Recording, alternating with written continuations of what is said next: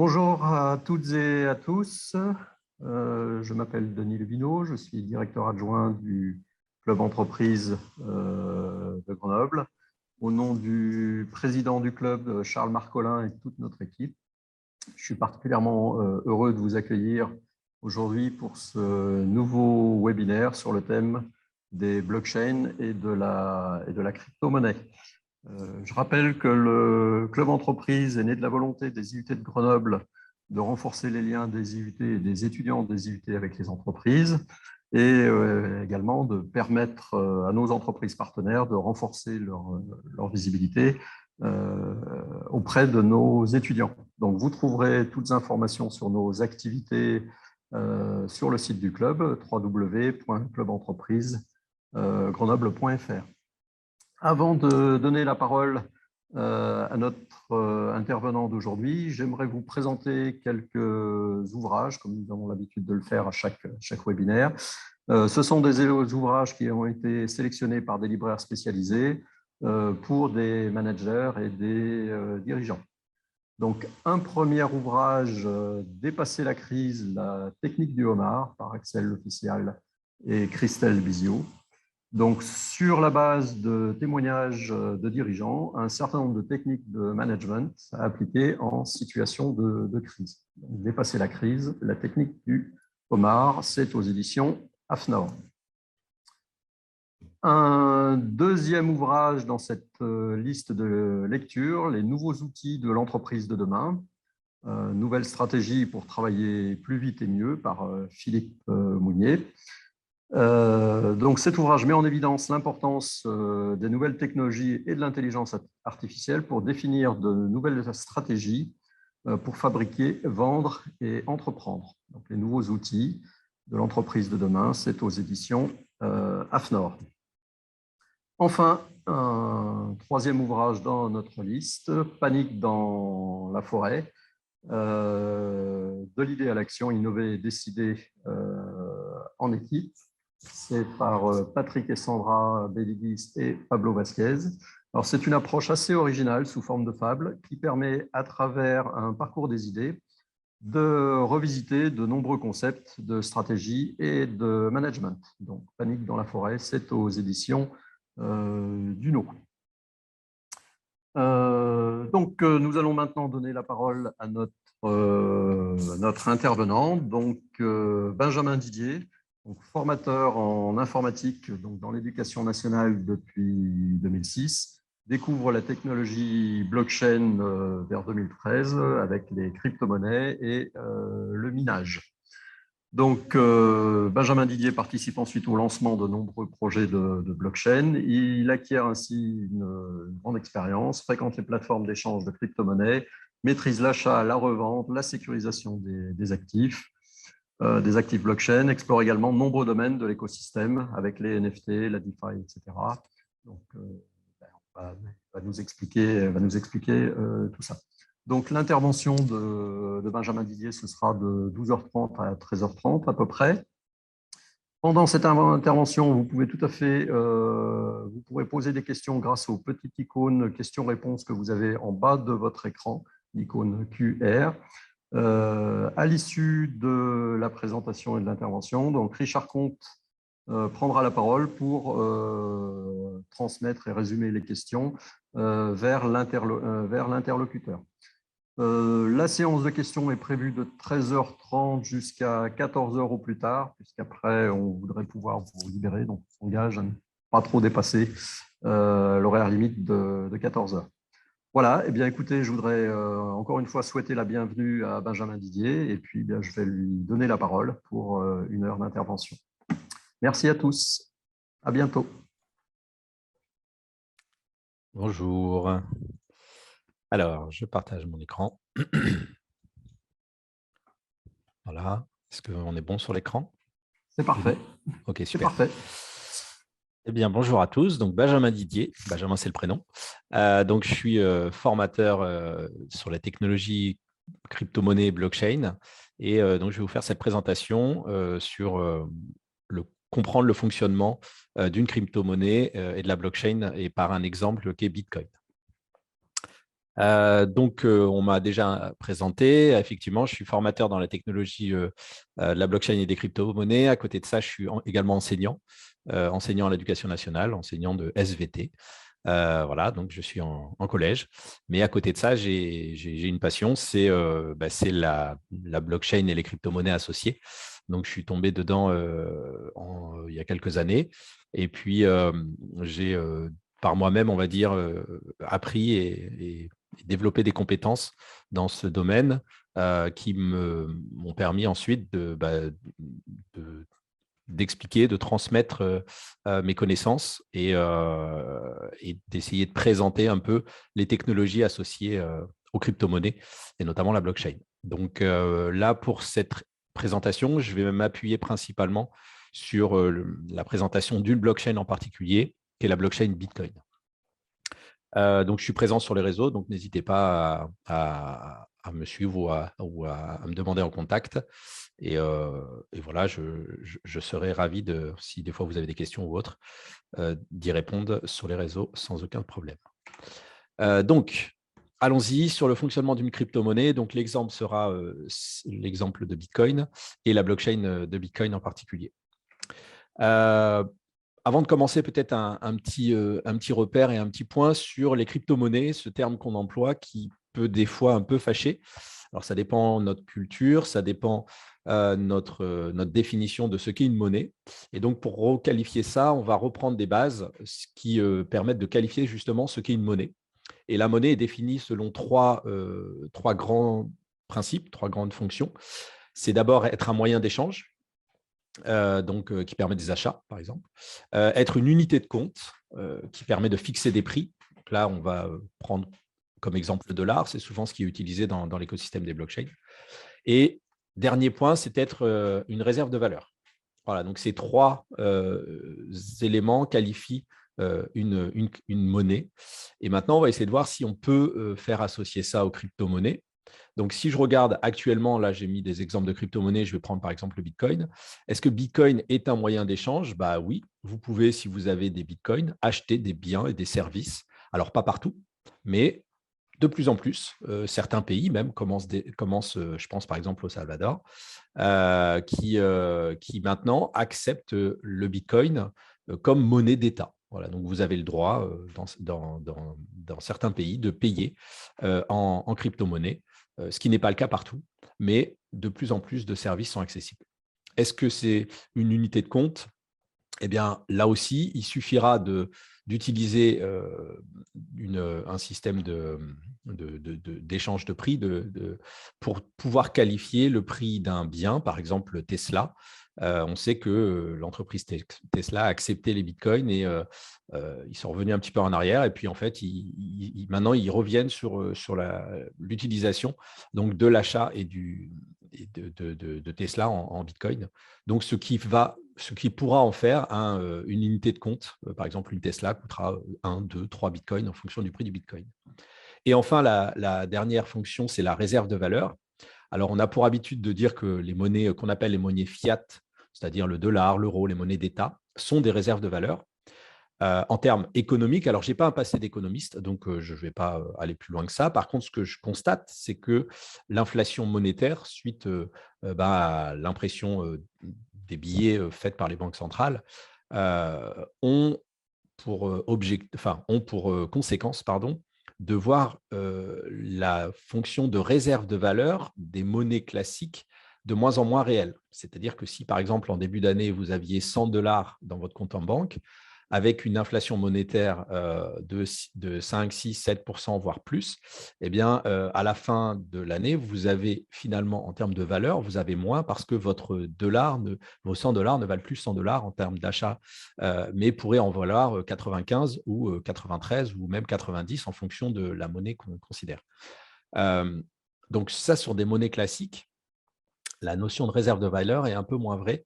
Par contre, sur les crypto-monnaies, et notamment sur Bitcoin, la notion de réserve de valeur, là, elle est absolue parce que depuis la création de ce protocole et donc de Bitcoin, depuis 2009, le prix n'a fait qu'augmenter. Alors certes, avec des phases de volatilité, on le verra, mais si vous aviez acheté un Bitcoin en 2012, en 2013, en 2014, en 2015, etc., par définition, la valeur que vous aviez mise à ce moment-là est respectée, et voire même en termes de placement, ça pourrait être intéressant parce que la valeur a augmenté.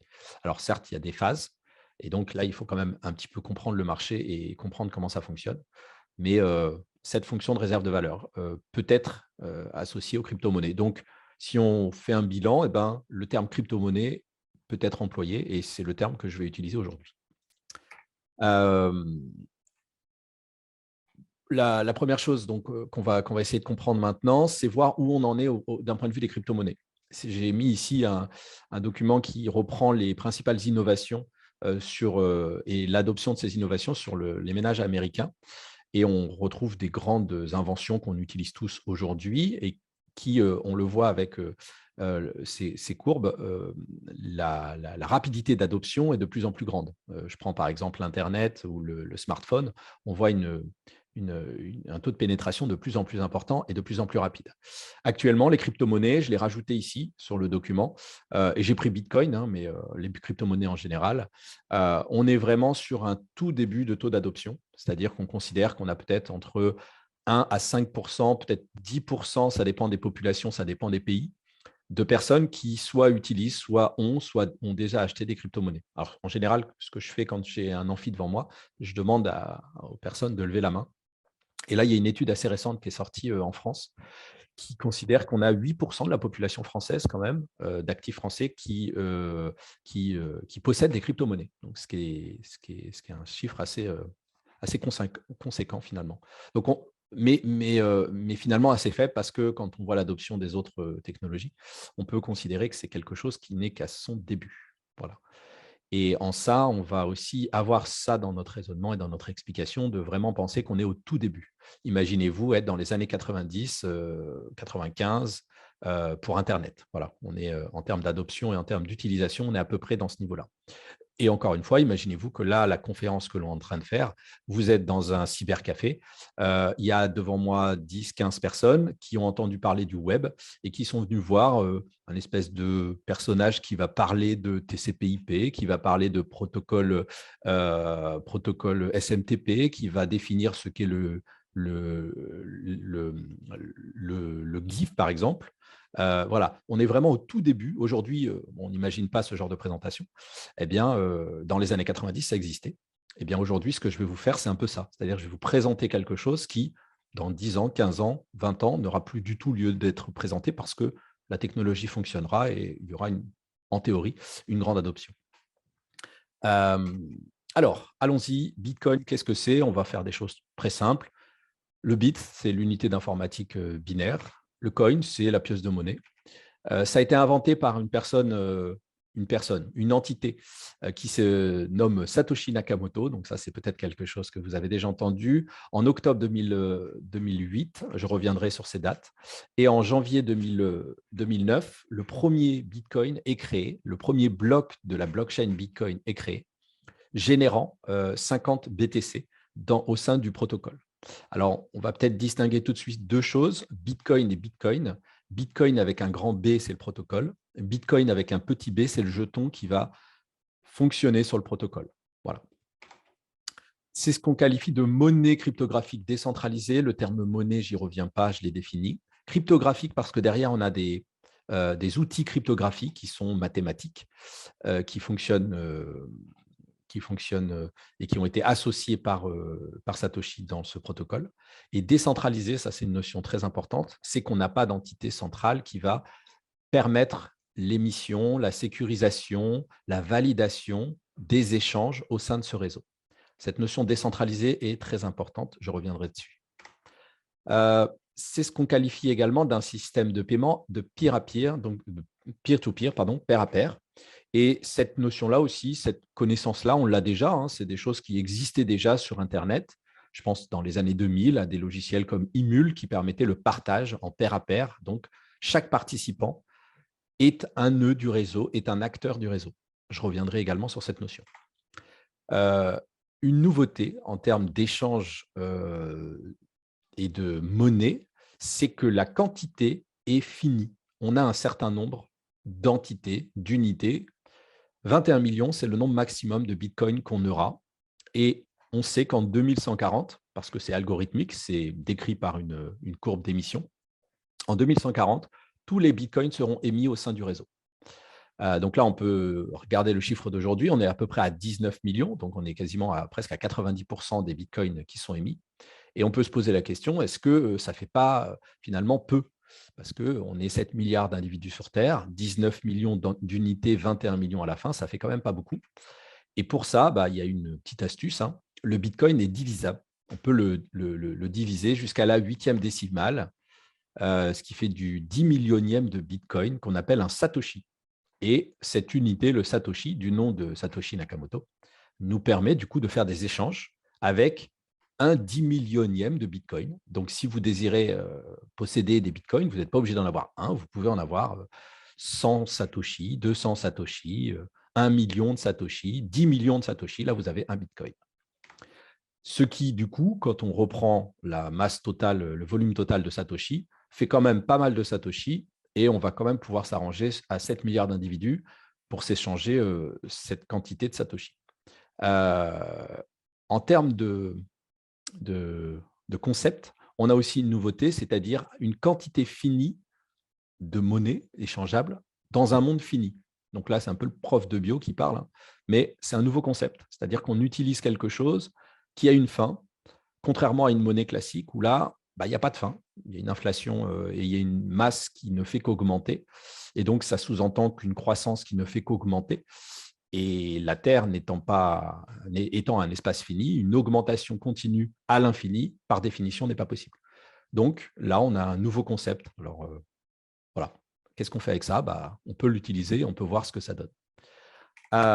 Dernière chose aussi en termes de caractéristiques, c'est l'apparition d'une notion, donc c'est la notion du fichier numérique unique. Alors, je vais revenir sur cette information.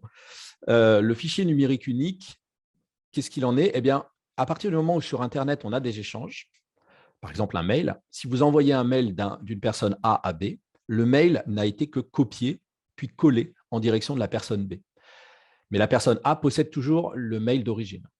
Si vous envoyez une photo avec votre smartphone, pareil, c'est du copier-coller. L'information est toujours présente dans l'appareil d'origine. Et ça, c'est très gênant parce que si on utilise une notion de valeur et qu'on doit transférer des jetons, eh bien, envoyer un bitcoin d'une personne A à B, il faut forcément que le bitcoin ou que le jeton ait disparu de la personne A. Parce que sinon, c'est comme si je vous donnais 10 € en billet et que j'avais toujours le billet. Ça ne fonctionne pas. Et ça, en termes numériques, jusqu'à l'apparition de Bitcoin, ça n'existait pas. En tout cas, ça existe, mais ça existe avec un système centralisé. Un système au centre qui va dire, oui, effectivement, la valeur est bien partie de la personne A, elle est passée et validée par le système central et est envoyée à la personne B.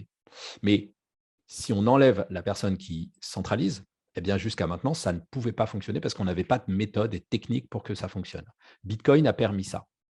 Et de cette notion, de cette nouveauté du fichier numérique unique sont apparues les possibilités d'échanger tout objet numérique qui devient maintenant unique. Et là, je pense par exemple aux NFT. Vous avez peut-être entendu parler des non-fungible tokens, ces fameuses images qu'on peut s'échanger avec une entité spécifique, une non-fongibilité, c'est-à-dire on ne peut pas multiplier ces jetons et ils seront juste en un exemplaire ou en plusieurs exemplaires, mais à partir du moment où ils ont été envoyés, ils ne sont plus à la personne qui le possédait. Ça, c'est une vraie nouveauté très intéressante. Et dernière chose, sur la qualification de Bitcoin, on le rapproche souvent de l'or. Pourquoi? Parce que comme l'or, Bitcoin n'est pas associé à une dette. Si vous avez des dollars, si vous faites un emprunt, eh bien, vous allez avoir une dette à rembourser à votre banque ou à un ami si vous lui avez emprunté. Avec l'or, on a forcément une notion qui est derrière, c'est la notion de travail. Si vous avez de l'or, une pépite d'or, c'est qu'avant d'avoir cette pépite d'or, il a fallu la chercher. Il a fallu émettre un travail pour amener cette pépite d'or. Une fois qu'on l'a, la valeur de cette pépite, le travail de cette pépite, il est dans la pépite. C'est-à-dire qu'il n'y a plus de travail à fournir pour valider cette valeur. Eh bien, Bitcoin fonctionne pareil. Bitcoin a été fabriqué grâce à un travail. Et là, peut-être que vous avez l'habitude de voir ces images, c'est le fameux minage, celui qui peut poser problème à certains, mais que je vais rapidement expliquer pour montrer que les problèmes sont finalement minimes.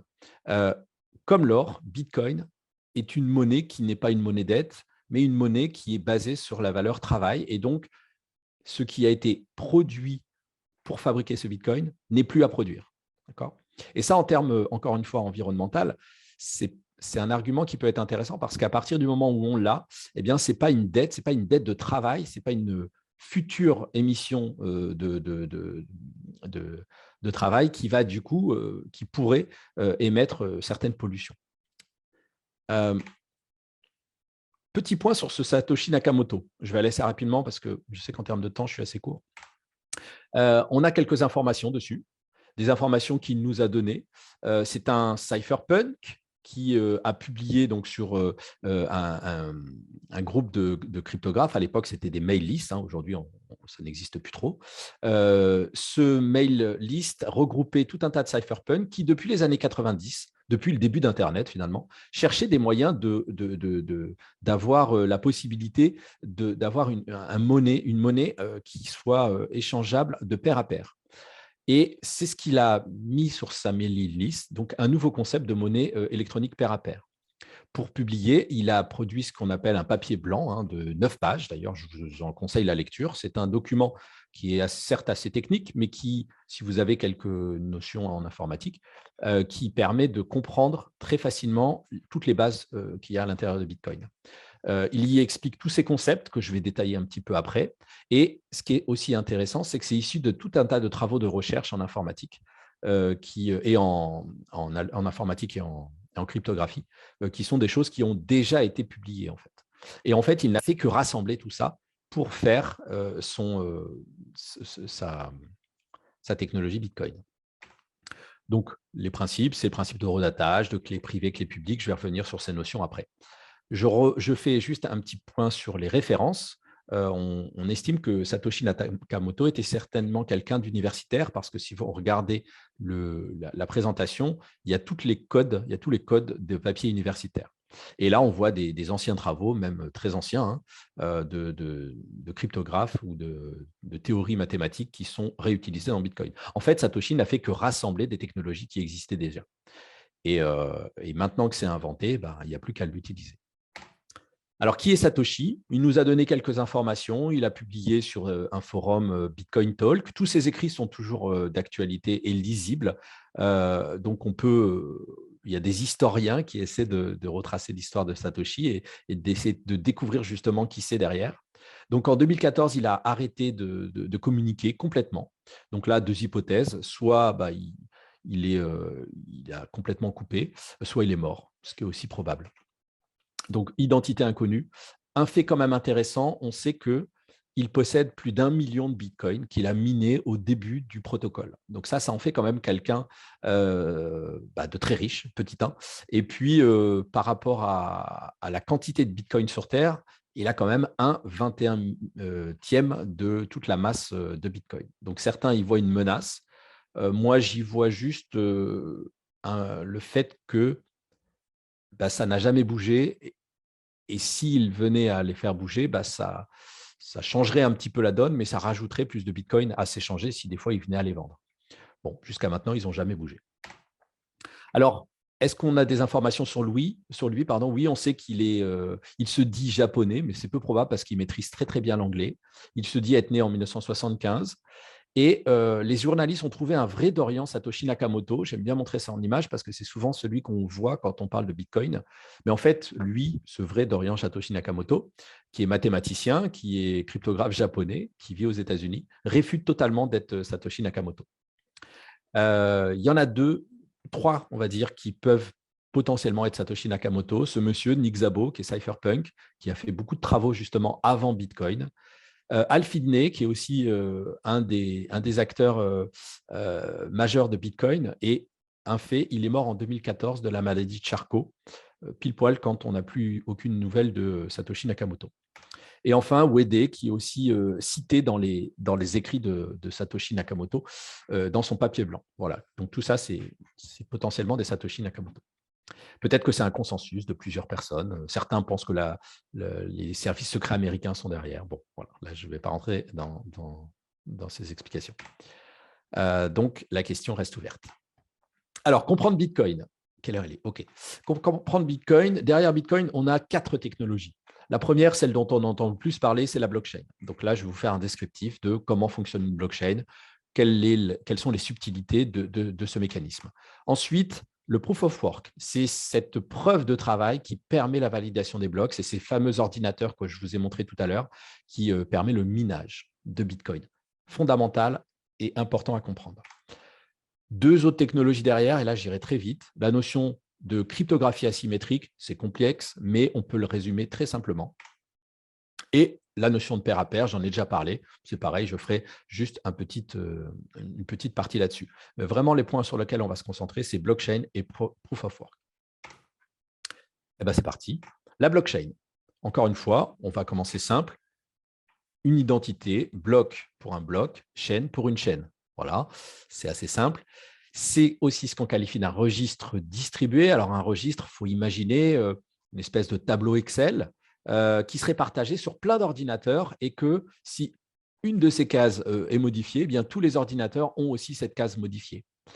C'est transparent parce que, comme je viens de le dire, si une case est modifiée, la totalité des acteurs peuvent observer cette modification de case. Par contre, seuls quelques acteurs pourront modifier la case. Et ça, c'est important. Et pour pouvoir modifier la case, il va falloir démontrer qu'on a le droit de modifier cette case. C'est consultable par tous. Alors ça, c'est très important parce qu'on entend souvent derrière les blockchains et les crypto-monnaies des usages qui pourraient être des usages de blanchiment d'argent, des usages qui pourraient être des usages qui ne vont pas dans la légalité, dans la régulation, etc. Alors là-dessus, il y a une réponse qui est très simple. À partir du moment où 2 personnes s'échangent des crypto-monnaies, cet échange est maintenu dans la blockchain et sera consultable par tous et pour toujours au sein du réseau. Donc, faire des échanges de crypto à l'intérieur d'un réseau comme Bitcoin, c'est le dernier endroit où, si vous voulez faire quelque chose de discret, il faut le faire. Clairement, tout est enregistré et on peut tout retracer dans l'absolu. Faire des échanges, pour être discret, il vaut mieux utiliser des monnaies type billets parce que là, au moins, c'est moins traçable. La blockchain révèle et montre la totalité des échanges au sein du registre, donc au sein de cette blockchain. C'est sécurisé parce qu'on a, pour cette sécurisation, un travail informatique qui est très compliqué. Et c'est très difficile. Alors, j'ai mis dans ma documentation « difficile à modifier ». Plus je la montre et plus je me dis qu'il faudrait que je mette très difficile, voire très, très difficile, voire très, très, très, très, très difficile. Parce que clairement, aujourd'hui, c'est impossible de modifier une information dans ce registre. En tout cas, pour Bitcoin, c'est impossible. Pour Ethereum, c'est impossible. Pour d'autres blockchains, ça peut être envisageable, mais ce n'est pas simple. D'autres informations, j'ai déjà un peu dit, transmission d'informations donc sans organe central. Hein, on n'a pas une entité qui va valider. Et sans intermédiaire, évidemment, vous êtes, vous et la personne en face à qui vous envoyez des cryptos, les seuls acteurs de cette transaction. Alors évidemment, il va derrière falloir gérer toute l'architecture du réseau, mais ça, on va le comprendre juste après, ça ne va pas dépendre de vous ni de la personne en face, et donc ce réseau n'est pas limitant au sein des transferts. Voilà. La validation se fait par les mineurs dans ce qu'on appelle la proof of work. Et ça a été intégré, cette technologie, à l'intérieur de Bitcoin en 2008. Donc, pour comprendre la blockchain, il faut bien reprendre cette idée de registre distribué. Pour faire simple, je vais prendre l'idée d'un bloc. Alors, un bloc, là, vous imaginez, vous ouvrez votre ordinateur et puis vous ouvrez Notepad, par exemple. Vous avez un Notepad devant vous ou une page Word, toute simple. Eh bien, vous considérez que les informations qui vont être rentrées à l'intérieur, c'est ça un bloc, c'est ce que vous allez mettre dedans. Et pour visualiser ça, eh bien, on va prendre l'idée d'un livre qu'on pourrait appeler un livre de compte. Donc, un bloc égale un livre. Alors maintenant, on va se poser la question, comment fonctionne un livre de compte? Un livre de compte, c'est assez simple. Il y a 2 colonnes, des dépenses, des recettes. Donc là, j'ai pris un vieux livre de compte, mais si je regarde ce livre de compte, je vois bien des dépenses, des recettes, et je peux à tout moment me dire où j'en suis dans mes comptes. Et bien, c'est ce qu'on va faire ici comme démonstration. Je vais prendre un livre de compte et puis je vais faire des échanges dessus entre différents individus du réseau. Je vais dire qu'un premier individu, Jules, va donner 100 € à un deuxième, Alice. Puis, nouvel échange, Alice qui avait reçu 100 va en donner 30 à Camille. Puis Camille va en donner 10 à Émilie. Une chose importante et un fait important, vous voyez qu'à chaque fois, on a ce qu'on a la notion d'horodatage. On va toujours mettre à quel moment cet événement s'est passé. Parce que cette notion de temps, c'est un phénomène physique qui ne peut pas être remis en cause et qui va permettre de classer chaque événement l'un par rapport à l'autre. Donc tout ça, ça doit être horodaté et rentrer à l'intérieur de mon livre. Résultat, si je lis mon livre à n'importe quel moment, je peux constater où on en est des échanges. Je peux voir que Jules a perdu 100. Je peux voir que Alice n'en a plus que 70 parce qu'elle en a donné 30, que Camille n'en a plus que 20 parce qu'elle en a donné 10, elle en avait reçu 30, et qu'Émilie en a 10. Pardon. Et je pourrais aussi me poser la question, c'est ce que j'ai mis ici, comment est-ce que Jules a eu ses 100 ? Alors, je vais tout de suite spoiler. Jules, c'est un mineur. Et vu que c'est un mineur, il a été récompensé au sein du réseau pour le travail fourni. Et les 100 qu'il avait ont été validés, donnés par le réseau pour le remercier de son travail. Voilà. Donc, Jules est un mineur et pour ça, il est remercié au sein du réseau. Donc, toutes ces transactions sont écrites dans un livre de compte. Mais on va avoir un souci, c'est qu'au bout d'un moment, au bout d'un certain temps, notre livre va être plein. Et là, on va se poser la question, qu'est-ce qu'on fait à la suite de ce livre qui est plein? Alors, la réponse, elle est assez simple, je vais prendre un autre livre. Sauf que si je prends un autre livre, je risque de perdre la totalité des transactions que j'avais avant. Et ça, ce n'est pas possible. Donc, l'astuce va être de résumer la totalité des transactions du livre, numéro 1, dans le livre numéro 2, mais en tête du livre 2. D'accord ? En écrivant ce résumé, donc un résumé assez simple, je vais certifier toutes les transactions du livre d'avant et je vais pouvoir faire mes transactions sur mon livre 2. Arrivé à la fin du livre 2, là aussi, transaction s'effectue, il va falloir que je prenne un nouveau livre. Et là encore, pour sécuriser les transactions précédentes, je vais résumer en en-tête du livre 2, du livre 3, pardon, le livre 2, qui lui-même résume le livre 1. Et en ce faisant, je sécurise les transactions du livre 2, mais aussi les transactions du livre 1. Et je suis en train de sécuriser mes livres, de chaîner mes livres. Je suis en train de faire une chaîne de livres. Donc ça a l'air assez simple d'un point de vue compréhension. Maintenant, on va voir comment, d'un point de vue réalisation, c'est possible. Parce que la question, c'est comment je résume un livre. Et ça, en informatique, si vous avez quelques notions, c'est très simple. Il y a un truc qui sait très bien faire ça, c'est l'empreinte cryptographique. Qu'on appelle le SHA-256. Bon, c'est un mot un peu technique, retenez juste, je vais hacher, je vais par un algorithme assez simple, transformer la totalité des caractères, ça peut être des milliers, ça peut être des millions de caractères, et je vais les transformer en une empreinte très simple, qui va être une suite de caractères, de 64 caractères, avec une certaine codification. Donc voilà par exemple 2 exemples de hash de données que je ne peux pas connaître, mais que je peux constater. Donc là, je constate 2 hash différents. Alors les propriétés du hash, ce qui est très intéressant, c'est que là, j'ai fait un exemple. Si je prends par exemple l'information crypto-formation avec un espace, vous voyez ici un espace, avec 2 majuscules. Eh bien, si je passe ça dans l'empreinte cryptographique, j'obtiens un hash particulier. J'obtiens ce hash qui commence par B7, etc. Si maintenant je change ne serait-ce qu'une virgule du mot de départ, donc là, volontairement, j'ai rajouté un petit tiret. C'est presque rien. Ça pourrait passer inaperçu. Eh bien, le résultat est assez intéressant. Regardez, le hash est totalement différent.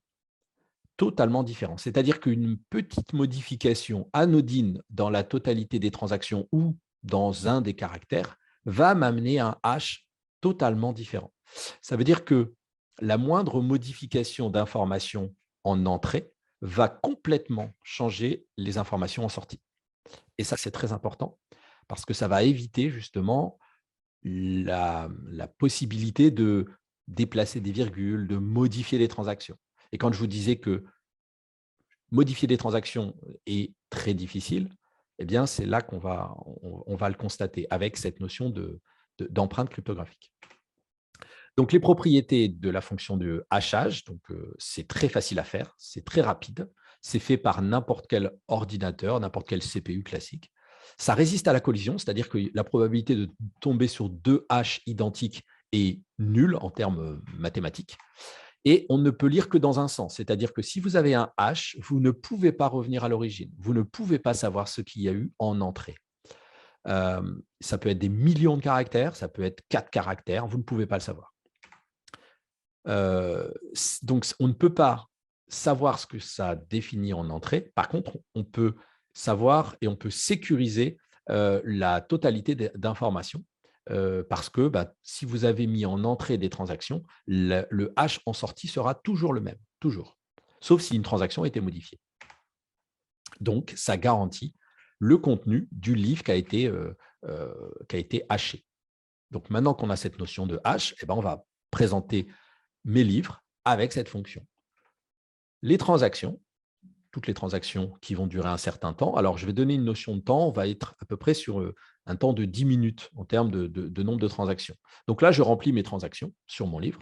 Et puis, une fois que le livre est fini, je vais passer la totalité des transactions dans mon hash. Je vais obtenir un hash donc, qui certifie le contenu et je vais l'écrire en tête du livre suivant. Les transactions continuent. De nouveau, je prends le livre 2 et je vais le hasher. Je sais que le livre 2 contient le hash du livre 1, donc je sécurise à la fois le livre 2 mais aussi le livre 1 dans l'entête du livre 3 et ainsi de suite. J'ai fabriqué une chaîne de livres par la fonction de hachage. Eh bien, la blockchain, maintenant vous l'avez compris, il n'y a plus qu'à changer les livres et passer avec des blocs. C'est ce que j'ai fait ici. Voilà un bloc. Un bloc, c'est à peu près 10 minutes de transaction. Donc, sur la totalité du réseau dans le monde, vous avez des transactions entre des acteurs différents. On estime entre 2000 à 3000 transactions pour 10 minutes. Pardon. Donc, voilà les transactions qui s'alignent. Alors là aussi, les transactions, vous voyez que j'ai mis des transactions avec une information qu'on ne peut pas comprendre parce que les transactions sont aussi hachées pour simplifier les calculs. Donc, je mets toutes mes transactions. Au bout de 10 minutes, je fais le hash du bloc avec toutes ces transactions.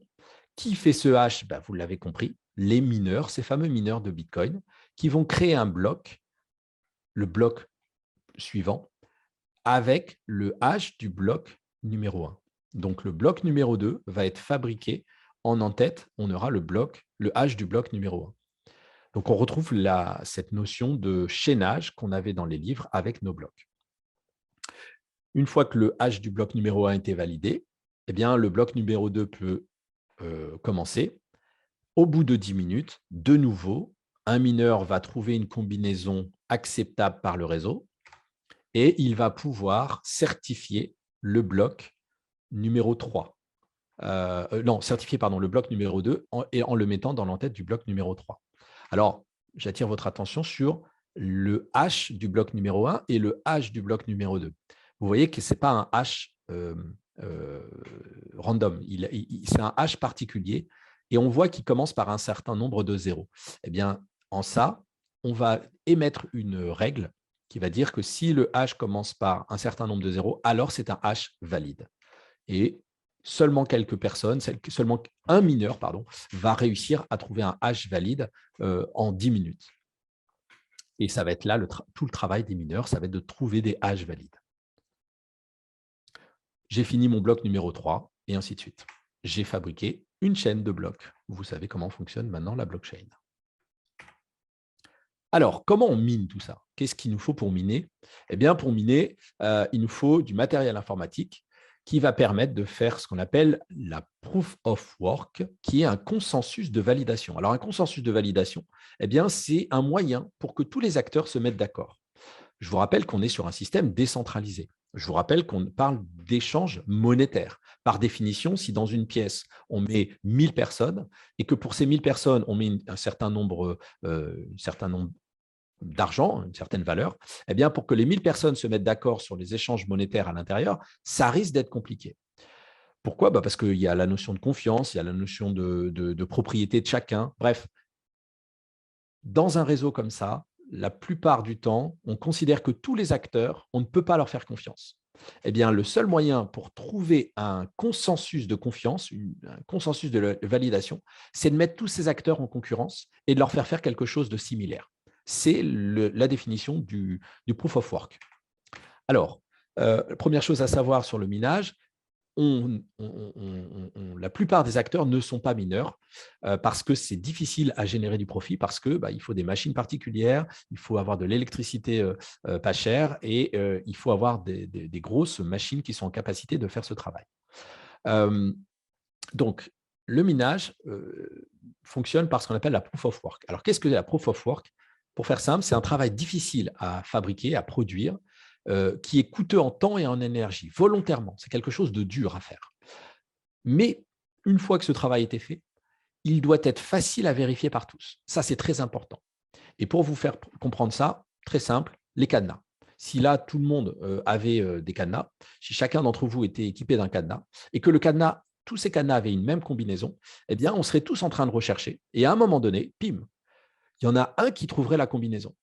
Si, par exemple, la combinaison était 4, 6, 2, eh bien, vous avez testé, vous avez essayé, vous avez mis du temps, vous avez mis de l'énergie avec vos petits doigts à essayer de déplacer.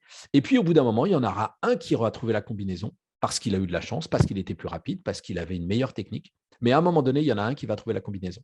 Et celui qui trouve la combinaison va pouvoir la donner aux autres. Les autres vont pouvoir valider. Effectivement, en testant la combinaison, le cadenas de tous les autres va s'ouvrir. Donc, on se met tous d'accord. C'est celui qui a dit le résultat en premier qui est le validateur, le détenteur du droit d'écrire le nouveau bloc. Donc, celui qui va réaliser pour les autres la validation du bloc. D'accord? Donc, il y a une mise en commun des informations et on est tous d'accord pour définir que c'est lui qui a le mieux travaillé et ça va être lui qui va gagner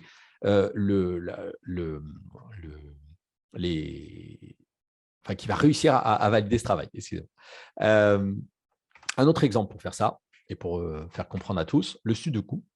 Donc, le Sudoku, celui-là est assez difficile. Si là, d'un coup, je donnais cette grille à tout le monde, eh bien, il y aurait des tentatives, il y aurait des échecs, il y aurait de temps en temps une réussite, et puis à un moment donné, on valide la grille, et il y aurait un des groupes, là, ou une des personnes qui dirait ça y est, moi, j'ai trouvé. J'ai trouvé la grille valide pour ce Sudoku. Et effectivement, vous allez envoyer cette grille à tous les acteurs. Tous les acteurs vont constater que le Sudoku est bien réalisé, ce qui signifie que tout le monde se met d'accord pour dire oui, c'est vrai, c'est lui qui l'a fait. Il devient le validateur. Okay. Alors, ce qui est intéressant avec le Sudoku, c'est que des fois, il peut y avoir plusieurs combinaisons. Et ça peut arriver. Quand dans le réseau Bitcoin, il y a le réseau qui cherche le hash d'un bloc valide, eh ben, il peut y avoir de temps en temps plusieurs solutions possibles au même moment à la surface de la planète. Si ça arrive, eh ben, il y aura une course dans les acteurs pour savoir quelle solution sera retenue, mais au bloc d'après, en fait. Donc, ici, j'ai résolu le Sudoku. Je deviens le validateur de ce bloc parce que le travail a été correctement fait. Alors, vous vous en doutez, hein, moi, j'ai fait du Sudoku et j'ai fait des cadenas. Dans la réalité, ce n'est pas du Sudoku et des cadenas. C'est du hash. C'est cette fameuse fonction du hashage. Donc, c'est ce que font les mineurs, en fait. Les mineurs, ils prennent une information. J'ai mis ici l'information Hello World, mais dans la réalité, c'est des centaines, des milliers de transactions. Et ils vont essayer de sortir le hash de toutes ces transactions. Mais pour rajouter un élément de test différent, pour que chaque mineur puisse faire des tests différents, on va rajouter une valeur qui est le nonce. Le nonce, c'est un nombre aléatoire qui va être choisi au hasard par le mineur pour être ajouté à ces transactions. En faisant ça, je prends par exemple ici l'information Hello World auquel j'ai rajouté le nonce 0. Eh bien, si je prends Hello World 0, j'obtiens un hash qui commence par 3 F6. Et ça, ce n'est pas un hash valide dans mon exemple de minage. Je vais mettre la règle que le hash doit commencer par exemple 3 0. Ça, c'est un hash valide. Donc, que va faire le mineur? Qu'est-ce qui fait vraiment son travail de minage? Eh bien, c'est très simple. Il va faire ce qu'on appelle la brute force. Il va essayer. Et là, je fais une démonstration.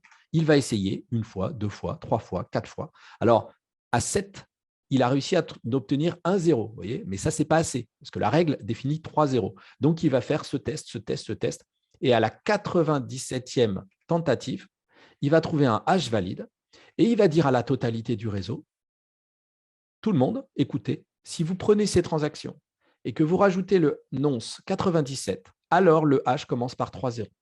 En fait, il va donner sa solution. Et tous les acteurs vont pouvoir vérifier sa solution. Et tout le monde va se mettre d'accord. Tout le monde va reprendre les transactions qu'il avait sélectionnées. Tout le monde va prendre le nonce qu'il avait sélectionné. Et tout le monde va constater que son hash est valide. Et tout le monde va lui dire, OK, tu as résolu cette équation, tu as résolu ce problème pour ce bloc de transactions. Tu as le droit de miner ce bloc. Tu deviens validateur de ce bloc. Et ce bloc, c'est ta responsabilité. Tu mines ce bloc et le réseau te récompense en te donnant des bitcoins. Tu deviens validateur pour ce bloc. Et maintenant, on recommence et on reprend les transactions et c'est reparti pour en moyenne 10 minutes, etc., etc., etc. Ce niveau de difficulté s'ajuste en fonction du nombre de mineurs. Vous voyez ici une représentation de la difficulté de minage en fonction du temps. Vous avez ici une difficulté qui est en termes informatiques, je ne vais pas rentrer dans les chiffres, mais la puissance de calcul du réseau Bitcoin est une puissance qui est inégalée à la surface de la planète en termes de puissance informatique. En d'autres mots, vous prenez la totalité de tous les plus gros ordinateurs de la planète et vous essayez de faire le même travail que Bitcoin, la totalité des ordinateurs de la planète n'arrive pas à la cheville du réseau Bitcoin. C'est des milliards de tentatives de hash par seconde. Et ça, cette caractéristique, il n'y a que le réseau Bitcoin qui est capable de faire ça à l'heure actuelle.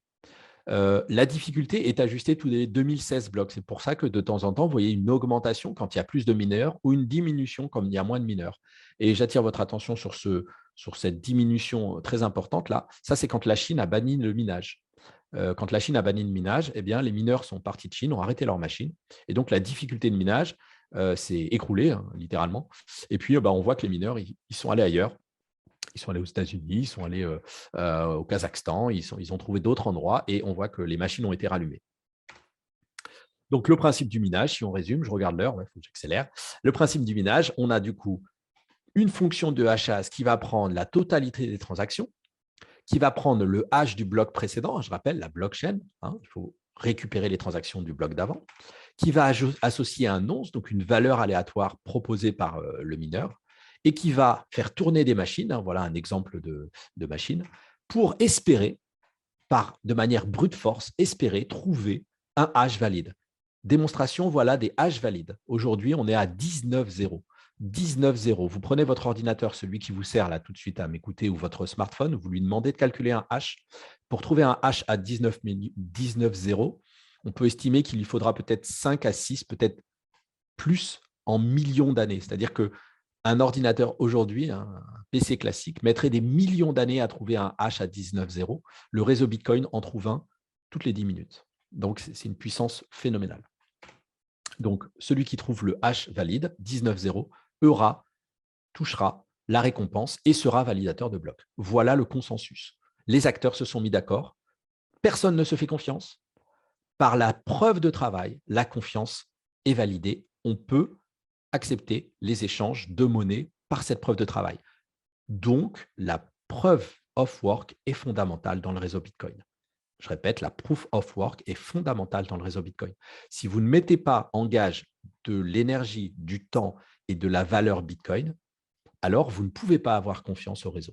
Plus vous allez avoir d'énergie, plus vous allez avoir de difficultés, plus vous pouvez avoir confiance au réseau Bitcoin. Le mineur, qu'est-ce qu'il touche? Il touche, je vous l'ai dit, le block reward, c'est-à-dire une une émission de Bitcoin nouvelle dans le réseau. Aujourd'hui, le block reward, il est à 6,25 Bitcoin. Vous multipliez par 40 000 $, vous avez le prix que coûte le réseau Bitcoin pour 10 minutes. Je répète, vous prenez 6,24 Bitcoin, vous multipliez par 40 000 $, le prix d'un Bitcoin aujourd'hui, vous avez le prix que coûte le réseau Bitcoin aujourd'hui. C'est un prix d'entretien en fait, parce que personne ne paye pour l'infrastructure Bitcoin. C'est l'infrastructure elle-même qui s'entretient et le prix coûte 6,24 multiplié par 40 000 $. Vous avez le prix pour 10 minutes d'entretien du réseau Bitcoin. En plus de ça, vous avez une notion, c'est la division des émissions. Ça, c'est très important. On a dit qu'au début, il y avait 50 Bitcoins qui ont été émis dans le réseau. Et puis, tous les 4 ans, on divise par 2 l'émission. Puis, après, donc, les 50, il y avait 25, puis 12,5, et aujourd'hui, on est à 6,25. Et en mars 2024, donc dans 2 ans, eh bien, il y aura le halving, donc la division de nouveau par 2 de la quantité de Bitcoin. Là encore, en 2024, si je fais la même conférence, eh bien là, il y aura 3,125 Bitcoin. Et pour savoir combien coûte le réseau Bitcoin, ben vous faites 3,125 Bitcoin multiplié par le prix du Bitcoin pour savoir quel est le prix du réseau Bitcoin. Si certains ont compris ce que je sous-entendais, ça peut vous donner une idée de la valeur du réseau Bitcoin, peut-être la valeur du prix de Bitcoin en 2024. Ça n'est pas un conseil en investissement. La transaction. Eh ben, les transactions, tout ça, ça coûte parce que vu que les acteurs sont dispersés, eh ben, il faut quand même les payer. Alors, on les paye avec le block reward, mais on les paye aussi, nous, en tant qu'utilisateurs, par des fees, des frais de transaction.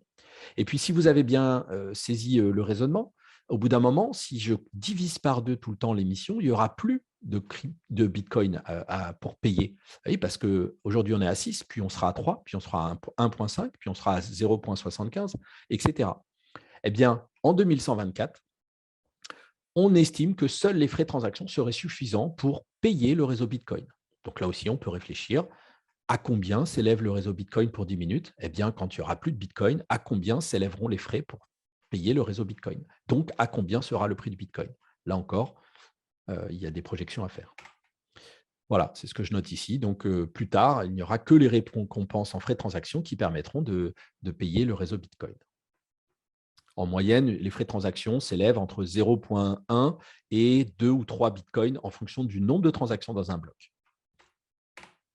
Donc, voilà les courbes d'émission du Bitcoin. Ça, c'est des documents qu'on trouve assez facilement sur Internet. Et puis, on voit la division, ce qu'on appelle le halving, la division par 2 des récompenses jusqu'à atteindre la fin des 21 millions d'unités.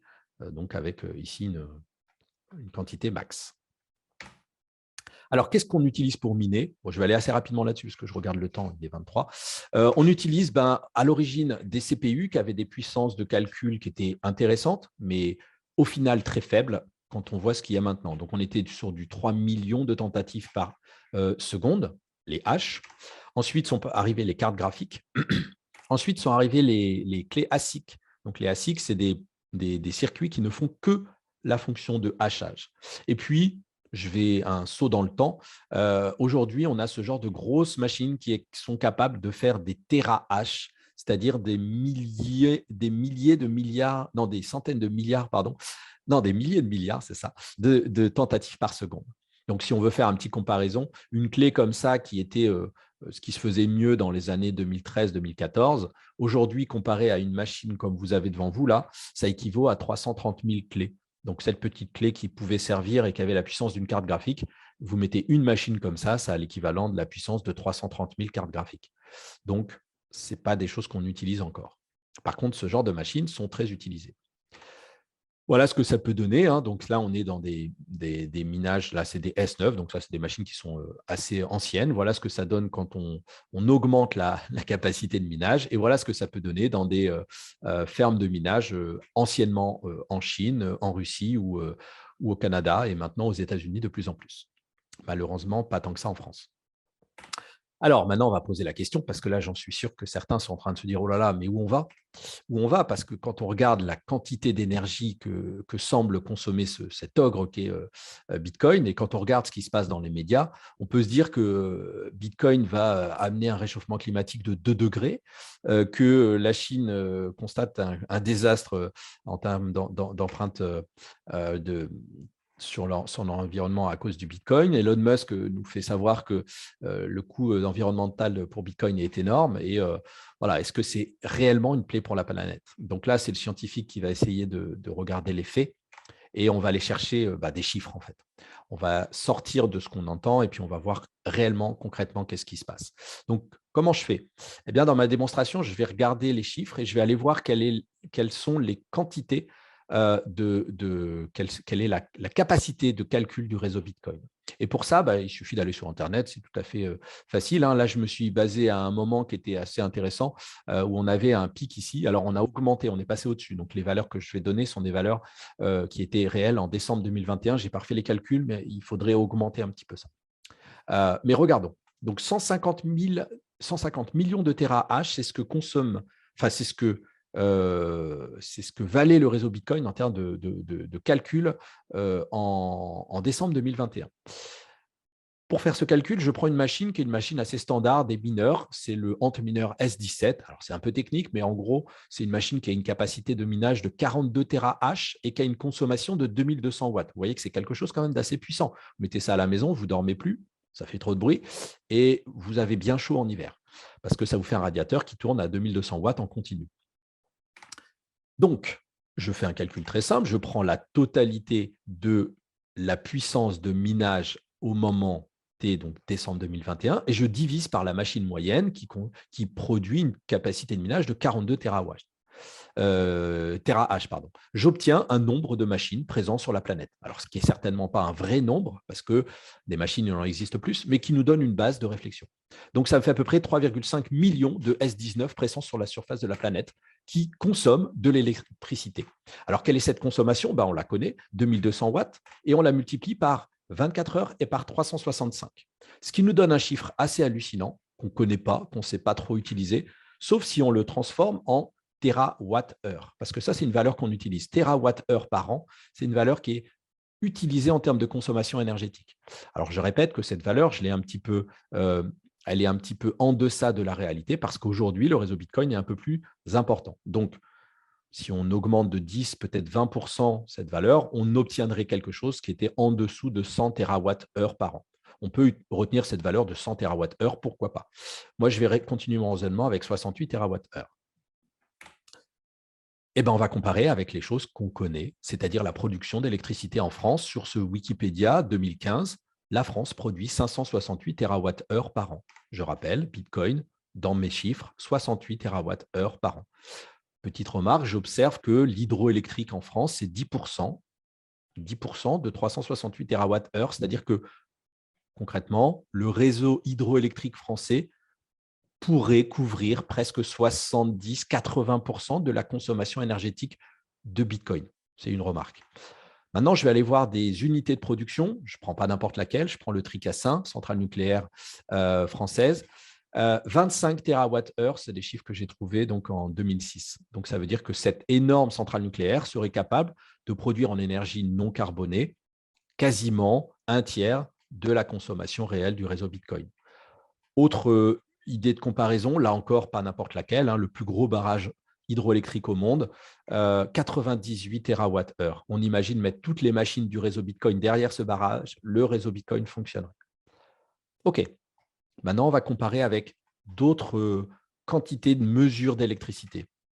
Si je prends par exemple la consommation électrique mondiale, oui, parce qu'on parle que Bitcoin va faire exploser la planète, donc il faut passer à l'échelle de la planète. Je constate des chiffres de 2016 de 23 000 TWh. Je rappelle, Bitcoin 68 TWh, on est sur une consommation à peu près de 0,3% de la consommation électrique mondiale.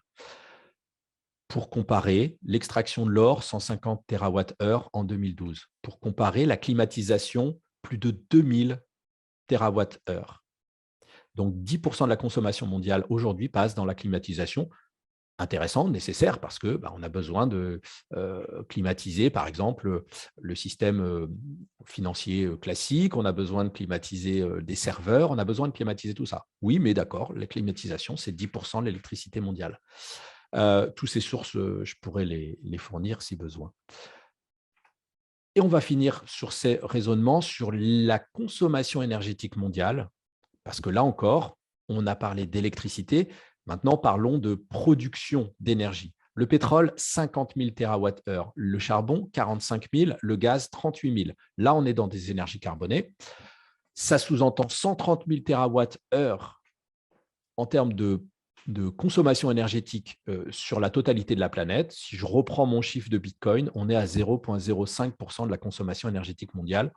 Clairement, ce n'est pas Bitcoin qui va nous faire le réchauffement climatique. Le minage. J'ai encore quelques temps, j'en profite. Bon, il y aura peut-être. J'ai vu qu'il y avait des questions, mais petite parenthèse. Le minage, je vais prendre un exemple parce que on a souvent justement entendu ces mineurs qui semblent être une plaie pour la planète. D'ailleurs, je ne sais pas si certains ont suivi l'actualité, mais le Parlement européen a rejeté une demande de loi qui était la loi MiCA et qui avait pour objectif de bannir les crypto-monnaies basées sur la preuve de travail, le proof of work. Bitcoin en fait partie, Ethereum, l'autre crypto-monnaie, en fait également partie. Ça veut dire que le fait de bannir les monnaies en proof of work, c'est enlever la sécurisation, ce que j'ai démontré à l'instant, la sécurisation du réseau Bitcoin, parce que ça produit trop et ça consomme trop d'énergie. Je viens de faire une démonstration assez simple pour montrer que ça n'était pas une consommation énergétique folle. Donc, on constate que malheureusement, il y a un décalage entre ce qu'on en entend et ce qui est réellement perceptible. Petite parenthèse sur l'industrie du minage, parce que je m'y suis pas mal intéressé, et on constate qu'en fait, le mineur, c'est une industrie, et le mineur, il recherche quoi? Il recherche le prix du kilowattheure le plus bas. Et le prix du kilowattheure le plus bas, c'est un kilowattheure qui n'est pas consommé, qui n'est pas utilisé. Et pour le trouver, ce prix du kilowattheure, il faut aller le rechercher, parce que s'il n'est pas utilisé, pas consommé, ça veut dire qu'il n'y a personne en face. Et donc, il faut se mettre en face. Et donc, on cherche les endroits où cette électricité n'est pas utilisée. Et un endroit dans le monde, une unité de production dans le monde qui possède ce genre de surplus, c'est les centrales hydroélectriques. Ce sont les centrales hydroélectriques parce que, par définition, une centrale hydroélectrique, c'est construit avec une production qui est plus importante que celle qu'on lui demande au temps T. Donc là, j'ai un exemple d'un entrepreneur qui est sur Nantes et qui a développé l'entreprise Big Block Data Center, qui a il y a très peu de temps changé de nom. Donc là, ce n'est plus Big Block Data Center, mais vous le trouverez facilement. Et en fait, que fait cette entreprise? Monsieur Gouspillou, il commercialise des mineurs comme ça, sous la forme de conteneurs dans lequel il a des aménagements pour venir fixer électricité et réseau. Et il installe ça au Congo, donc en République démocratique du Congo. Donc là, j'ai récupéré sur son Twitter des images de cette installation.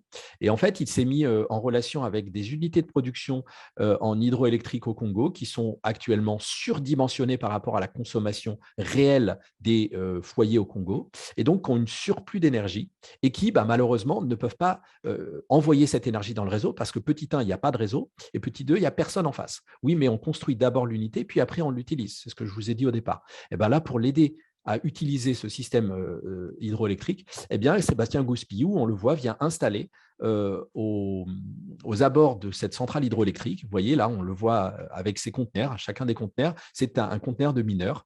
On le voit se brancher sur le réseau électrique local. Et puis, alors, je ne sais pas si vous allez voir. Bon, là, moi, j'ai le son dans le casque. Je ne sais pas si vous l'avez, mais c'est très bruyant. Et on voit les mineurs qui tournent dans les conteneurs. Ça, c'est des choses que vous retrouvez sur Twitter. Donc, il emploie une population locale, il l'aide au développement des centrales hydroélectriques là-bas. Il fait changer aussi d'habitude énergétique parce que les populations locales ont pour habitude d'utiliser le charbon de bois qui est malheureusement extrait dans des forêts forêts primaires qui sont détruites, qui émet beaucoup de CO2. Donc là, j'avais mis un exemple de reportage qui explique la production de charbon de bois au Congo et qui malheureusement pollue l'air et endommage les sites et les populations aussi, hein. Et donc, ça amène l'usage d'une électricité durable. Donc ça reste un exemple, mais un exemple simple, caractéristique, je trouve, de ce que va devenir l'industrie du minage si on considère ce fondamental, c'est-à-dire avoir l'électricité le moins cher possible. Un minage sur de l'énergie carbonée, c'est de l'énergie très chère. On le constate en ce moment de plus en plus, hein, le pétrole, le charbon, le gaz, c'est très cher. Et mettre des mineurs derrière une énergie très chère, il n'y a pas d'intérêt parce que ça va coûter trop cher aux mineurs pour payer l'électricité à la prise. Donc, les mineurs recherchent ces centrales hydroélectriques. Ouais, j'ai été long. Je vais aller très rapidement là-dessus. En même temps, c'est le plus facile à faire. Si vous avez compris la blockchain et le minage, vous allez très facilement comprendre la suite. Oui. C'est que j'avais. Ouais, voilà. C'est cette notion de cryptographie. Bon, pour faire simple, pour pouvoir échanger, il faut avoir des clés. Et ces clés, on en a de deux types. On a ce qu'on appelle la clé privée et la clé publique qui sont générées par votre portefeuille, votre wallet, c'est comme ça qu'on l'appelle, le wallet. Donc, la clé privée, elle n'est pas connue. C'est un peu votre mot de passe, comme pour entrer sur votre mail. Elle est gérée par votre wallet, par votre portefeuille. Et la clé publique, par contre, celle-ci, elle est connue. Et c'est celle qui va être votre identifiant, un peu comme pour votre mail, votre identifiant. Donc, si vous êtes détenteur d'un identifiant et que vous avez votre mot de passe, vous pouvez utiliser votre mail. C'est la même chose sur Bitcoin. Votre smartphone connaît la clé privée. Votre identifiant, c'est votre clé publique que vous allez donner pour recevoir des paiements, par exemple. Vous pouvez vous servir de vos bitcoins.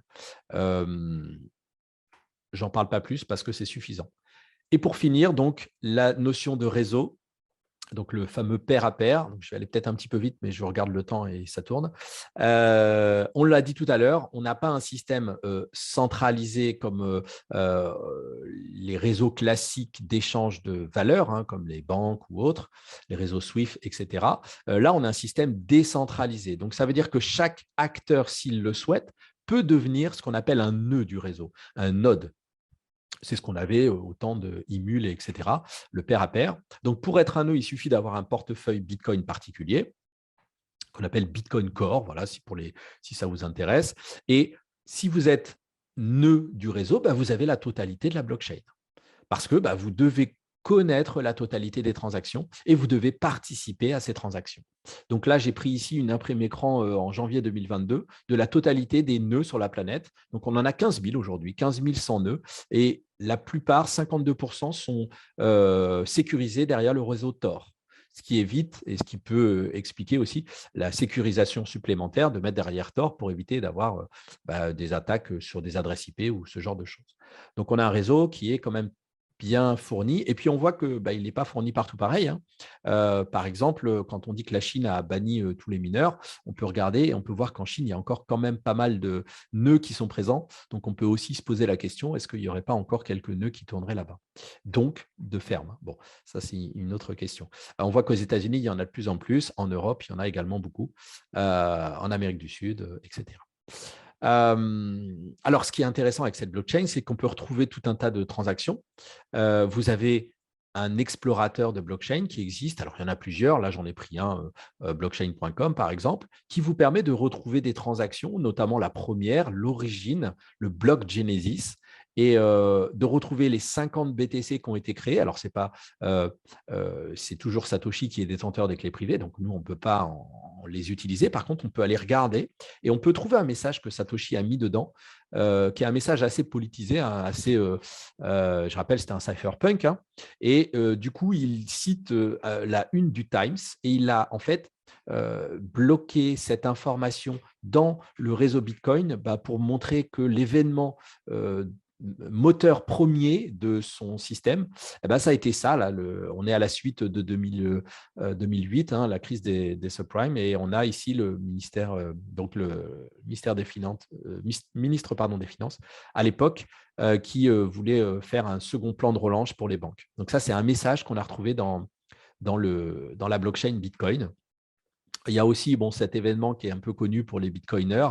C'est le premier événement qui a vu l'échange réel d'une certaine valeur pour les bitcoins, hein. C'était l'achat de 2 pizzas pour 10 000 bitcoins. Donc ça, c'est un développeur de chez Bitcoin, enfin, qui a développé la solution de minage par carte graphique. C'est Laszlo, hein, il est assez connu, ce monsieur. Et il a échangé 10 000 bitcoins le 22 mai 2010 pour 2 pizzas. Voilà, donc ça en fait les pizzas les plus chères au monde. Et tous les 22 mai, voilà, maintenant c'est un jour pour les bitcoiners où on mange des pizzas en pensant à ces 2 pizzas qui ont coûté 10 000 fois 40 000 $. Donc, si on doit résumer tout ça, je suis allé un petit peu vite sur la fin, mais j'espère que ce sera clair pour tout le monde. On a une transaction qui va être effectuée entre 2 acteurs. On a les transactions qui vont être mises à l'intérieur de blocs. Et toutes ces transactions vont être validées par les mineurs. Ces mineurs vont faire le travail de sécurisation, de consensus de validation, inscrire ce bloc dans la blockchain qui, elle, est décentralisée de pair à pair. Et lorsque le réseau, par consensus, a atteint une certification des transactions, alors les échanges vont bien se faire entre ces 2 acteurs. J'avais prévu une petite partie sur… ah oui, pardon. On retrouve donc les grandes fonctions que je vous ai montrées. Donc, la cryptographie asymétrique, la proof of work, la validation par le minage, la blockchain et le pair à pair présents sur la totalité des ordinateurs du réseau. J'avais prévu une petite partie sur comprendre la valeur de Bitcoin, mais vu l'heure qu'il est, je vais peut-être la mettre de côté. Et puis, je vais m'ouvrir à des questions si vous le souhaitez. Je peux te laisser la main, Richard. Merci, merci Benjamin. Ben oui, effectivement, je pense qu'on va passer aux questions parce qu'elles ont depuis tout à l'heure, elles n'arrêtent pas de tomber sur les différents canaux du webinaire. Donc, Ouais. je vais essayer de sélectionner celles qui vont peut-être faire plus de sens par rapport à ce que tu as dit. La première, c'est comment s'improvise-t-on mineur? Alors, s'improviser, je ne sais pas si… Attends, je vais juste prendre… Voilà, je voulais la montrer quand même. Merci de votre écoute. Et je passe aux questions du coup. Donc, s'improviser mineur. Alors, on peut s'improviser mineur, mais pas pour gagner sa vie, en tout cas pas dans le Bitcoin. Sur d'autres crypto-monnaies, il en existe d'autres, hein. Il y en a plus de 8 000, 10 000 des crypto-monnaies. Certaines sont en proof of work et sont minables par autre chose que les espèces de grosses machines que je vous ai montrées tout à l'heure, par exemple pour les cartes graphiques. Et vous avez notamment Ethereum qui est utilisable comme ça. Alors, si on veut se tester, il y a certains logiciels qui permettent d'avoir un accès facile au minage, comme par exemple NiceHash, qui est un logiciel qui permet, si vous êtes un gamer, vous avez un ordinateur avec une carte graphique qui est assez performante de gaming, vous pouvez lancer votre ordinateur sur ces logiciels de minage qui vont se mettre à faire le consensus de validation, le fameux proof of work, et qui, du coup, à hauteur de votre petite puissance de calcul, vont vous rémunérer au sein du réseau avec quelques… ça dépend de votre puissance, mais quelques centimes de dollars, voire dollars, si vous avez une carte graphique qui est assez solide. Attention, par contre, on amène là, du coup, à faire fonctionner du matériel à 100% en continu. Donc, il faut quand même avoir conscience qu'on a une consommation d'électricité qui va être importante, on a une utilisation du matériel qui va être importante et du coup, un rejet énergétique, donc de chaleur, qui va être important. Voilà, donc, si ça vous intéresse, il y a pas mal de YouTubeurs qui permettent de se lancer dans le minage. C'est des choses qui sont de plus en plus professionnalisées, mais qui restent encore accessibles aux amateurs. Et je pense que pour découvrir le monde des cryptos, ça peut être un bon angle. Pourquoi pas? Une autre question, le minage est-il rentable pour un particulier en France actuellement? Eh ben, c'est un peu ce que je viens un peu ce que je viens de dire.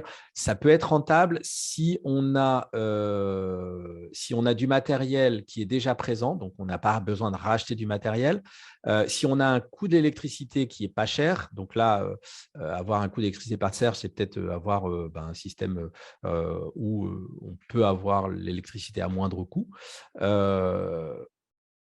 Mais quoi qu'il en soit, c'est difficile de gagner de l'argent au tenté. Par contre, si on prend la courbe de prix du Bitcoin et des crypto-monnaies en général, miner aujourd'hui à un prix, par exemple, si je prends l'Ethereum de 2500 $, si aujourd'hui l'Ethereum est à 2500 $ et je ne suis pas rentable, eh ben peut-être que quand l'Ethereum sera, si un jour il arrive, à 3000, 4000 ou 5000, eh ben au tenté, j'étais en fait rentable au tenté plus 3 ou 4 ou 5 mois ou 1 an. Parce que au moment où je mine, ce n'est pas rentable. Mais en fait, si le prix est doublé, eh bien, les bitcoins ou les Ethers que je mine aujourd'hui sont finalement rentables si le prix double. Mais là, c'est un pari sur l'avenir. Donc là, c'est un pari.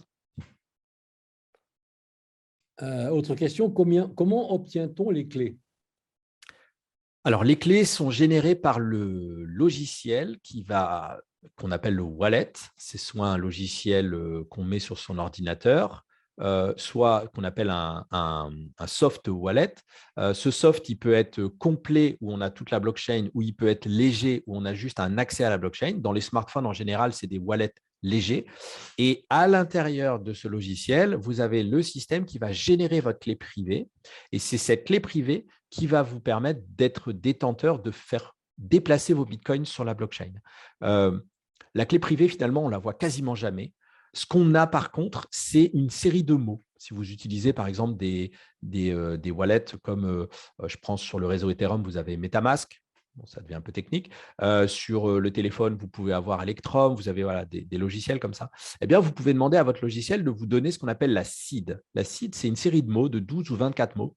Et c'est en fait une suite de mots que le logiciel va utiliser par un processus d'algorithme cryptographique.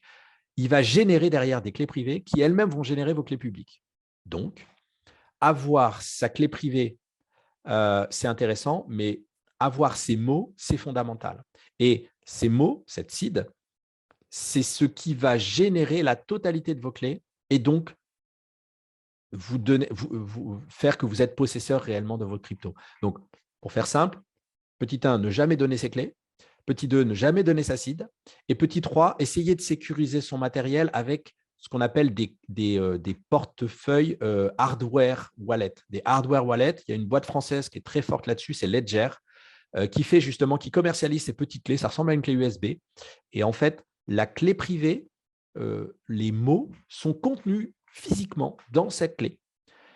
Et donc, même un hack de votre appareil ne permettra pas au hacker de récupérer ces fameuses clés-là, ces fameux mots. Voilà. Donc, pour un utilisateur lambda, c'est des choses qu'on ne voit quasiment jamais, ça, parce que c'est le logiciel qui le gère. Par contre, pour quelqu'un qui veut sécuriser correctement parce qu'il commence à y avoir une certaine somme, parce qu'on veut déplacer ses actifs, là, la clé Ledger, c'est vraiment alors, il y a d'autres marques, mais Ledger, c'est quand même puis c'est une licorne française en plus, donc on va mettre ça en avant. Donc voilà, ça, c'est fondamental d'avoir ces notions-là. Tu nous as montré une carte tout à l'heure. Je te pose quand même la question, l'Islande est-elle le pays du minage ou est-ce que c'est une légende urbaine? Alors, ça a été, c'est-à-dire que l'Islande a été très intéressant parce qu'ils avaient beaucoup de géothermie. Et en Islande, ils ont une population qui est assez faible et ils ont beaucoup de centrales hydroélectriques, géothermiques, de par leur activité géologique importante et leur système volcanique. Donc, en fait, il y a eu beaucoup de mineurs qui sont partis en Islande, enfin, qui se sont installés en Islande, surtout dans les années 2015-2016, et qui utilisaient cette fameuse énergie en géothermie. Donc, oui, l'Islande a été un pays intéressant. Ça l'est moins parce que les capacités de production, à un moment donné, sont arrivées, les surplus électriques sont arrivés à être consommés. Et tant qu'il n'y a plus de surplus, comme je vous dis, les mineurs ne sont jamais en concurrence avec le prix réel payé par les foyers ou par les entreprises. Pour vous donner un exemple, en France, le prix moyen, ça reprend la question qui m'a été posée tout à l'heure, le prix moyen de l'électricité en France est entre 15 à 16 centimes par kilowatt. Un mineur, comme Sébastien Gouspillou, il arrive à faire descendre ça à 1 centime, 2 centimes, des fois 4 centimes. Donc, il n'y a pas photo, 4 centimes, 16 centimes. À 4 centimes, tu es rentable. À 16 centimes, tu perds de l'argent. Donc, un mineur ne prendra pas l'électricité que EDF, par exemple, va vendre à un foyer parce que EDF vendra son électricité à 16 centimes et pas à 4 centimes. Donc, le mineur, il ne va pas rentrer en concurrence avec l'électricité déjà utilisée. Je me répète, il va aller chercher de l'électricité qui n'est pas consommée, donc une électricité qui n'est pas utilisée. Alors, on continue avec les questions d'ordre géographique. Je vais en grouper deux. Quels sont les pays qui utilisent le plus la crypto-monnaie? La deuxième, le Vietnam est annoncé comme le pays où la crypto-monnaie circule le plus. Qu'est-ce qui explique cela? Alors, les pays où les crypto-monnaies sont le plus utilisées, c'est souvent les pays où, contrairement à la France, par exemple, ou à d'autres pays, le système actuel monétaire n'est pas forcément très fiable, ou en tout cas peu sécurisant ou sécurisé pour les acteurs. Je m'explique, vous prenez des pays où on a une monnaie qui est complètement dévaluée. Je pense à certains pays comme la Turquie, je pense au Venezuela. Là, vous avez énormément d'échanges de crypto parce qu'avoir des crypto-monnaies, je rappelle, la monnaie, c'est trois choses et notamment dans les trois, il y a réserve de valeur. Et avoir une monnaie qui est dévaluée en continu par soit une émission importante faite par l'État à la tête de cette monnaie, soit par une dévaluation faite par les conjonctures économiques géopolitiques, fait qu'il est plus intéressant d'acheter des bitcoins et de regarder le prix de bitcoin stagner entre 35 000 et 42 000 dollars plutôt que d'avoir sa monnaie locale et avoir une dévaluation de sa monnaie locale au fur et à mesure du temps. Si un jour vous avez 10 dollars et que le lendemain ces 10 dollars ne valent plus que 7 dollars, si vous avez 10 dollars en bitcoin, certes c'est volatile, mais toujours moins que de passer de 10 à 7. Donc ça explique. Ensuite, le Vietnam, mais je pense plutôt aux pays asiatiques en général, sont des pays qui ont pris conscience de l'importance et de l'avenir des crypto-monnaies sur les échanges et sur les utilisations. Je pense également à l'Afrique qui est de plus en plus utilisatrice de crypto. Je pense également aux échanges transfrontaliers entre, par exemple, la diaspora de pays comme l'Afrique ou l'Amérique du Sud, où on peut avoir des échanges sans se faire taxer de 5, voire 10, voire 15% de la somme qui est échangée par des systèmes de transfert qu'on connaît aujourd'hui, qui sont utilisés malheureusement à très, très fort coût par ces populations. Donc, en gros, les cryptos sont en général utilisés là où le système actuel est soit défaillant, soit complexe, soit très cher. Alors, c'est vrai que nous, en tant qu'Européens, avec notre banque, notre guichet, on a plus le côté spéculation qu'autre chose. Parce qu'on n'en a pas besoin, en fait. Avec notre carte de crédit, on fait tout. Nos prix, l'euro est relativement stable. Même si aujourd'hui, on a une forte inflation monétaire due aux différentes crises, on est quand même relativement sécurisé. Ce n'est pas le cas partout. Et c'est ce qui aussi amène l'adoption des crypto-monnaies. Alors, questions suivantes qui sont plutôt, j'imagine, posées par des investisseurs en herbe. Bonjour, comment le fisc regarde ses actifs? Pour la première. Deuxième question, connaissez-vous l'application Revolut qui permet d'acheter et de payer en crypto-monnaie? Qu'en pensez-vous? Alors, le fisc, c'est assez clair, c'est même très clair. Le fisc, il regarde les plus-values faites sur les actifs numériques, les crypto-actifs. C'est comme ça que qualifie le fisc les crypto-actifs. Donc, en gros, qu'est-ce que c'est qu'une plus-value? Vous avez acheté, par exemple, pour 1000 dollars de Bitcoin. Le Bitcoin est passé de 40 000 à 50 000. Vous avez fait une plus-value. Si vous restez en crypto-monnaie, vous n'avez rien à faire. Si vous voulez sortir votre plus-value, vous êtes taxé à ce qu'on appelle la flat tax, donc à 30% de vos plus-values. Ça, c'est très clair. Vous avez au moment de votre déclaration fiscale, vous avez un papier particulier, un CERFA particulier, sur lequel vous déclarez vos plus-values sur les actifs crypto-actifs, et puis vous êtes taxé à 30% dessus. Autre chose qu'il faut bien avertir, c'est qu'à partir du moment où vous ouvrez un compte à l'étranger pour pouvoir posséder des cryptos, je pense par exemple à Binance, à crypto.com, à Coinbase, qui sont des sites d'achat et revente de crypto.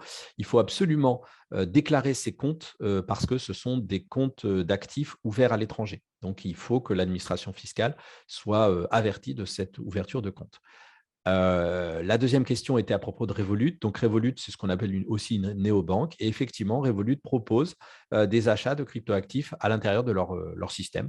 Donc, ça peut être un moyen d'accéder aux actifs, aux cryptoactifs. L'inconvénient de tous ces comptes dont je parle, c'est-à-dire Revolut, mais aussi Binance, Coinbase et autres crypto.com, rappelez-vous ces fameux mots qui permettent d'être détenteurs, la CID, qui permettent d'être détenteurs de vos clés privées et donc de votre clé publique. Si vous ouvrez un compte sur une de ces plateformes, c'est la plateforme qui possède vos mots et ce n'est pas vous qui détenez vos cryptos. D'accord ? Donc, c'est en fait s'appuyer sur un acteur externe, centralisé par définition, pour la possession de ces cryptos. D'accord ? Donc, en termes de philosophie des crypto-monnaies, on n'est pas dans ce que le système avait imaginé à la base. Alors, clairement, c'est un des moyens les plus simples de détenir des cryptos et d'acheter et revendre ces cryptos. Mais en termes de possession, on n'est pas dans cette logique de « je possède mes cryptos et je suis le seul détenteur du droit de l'usage de ces cryptos ». Voilà. Donc, on l'a vu là, dernièrement, il y a eu quelques restrictions qui ont été faites en termes d'État et de pays sur le droit à l'usage de ces cryptos. OK. Vu que les transactions vont être hachées par les mineurs, oui. On ne peut pas savoir la transaction après le hash, comment peut-on savoir les échanges de Bitcoin douteux ou de blanchiment d'argent? Très simple.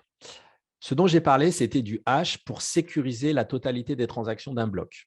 Okay, c'était le hash de la totalité des transactions qui est haché, qui est mis dans le bloc précédent. Mais le bloc réel qui a été haché, il reste dans sa totalité. Toutes les transactions sont lisibles directement sur la blockchain. Il n'y a absolument pas de cryptographie qui masque les transactions. Ça, il faut que ce soit très clair. Je vous l'ai montré il y a quelques secondes, je suis allé un petit peu vite dessus. On a vu le bloc Genesis où Satoshi Nakamoto a créé le premier bloc de Bitcoin et je vous ai montré dans le code les informations dans ce bloc.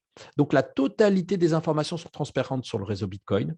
Donc, je me répète, si une transaction est utilisée pour du réseau de blanchiment d'argent, du réseau de financement du terrorisme, ce qui a pu être le cas dans les années 2013, 2014, 2015 avec Silk Road, qui était une plateforme d'achat et revente sur le darknet de drogue et autres armes.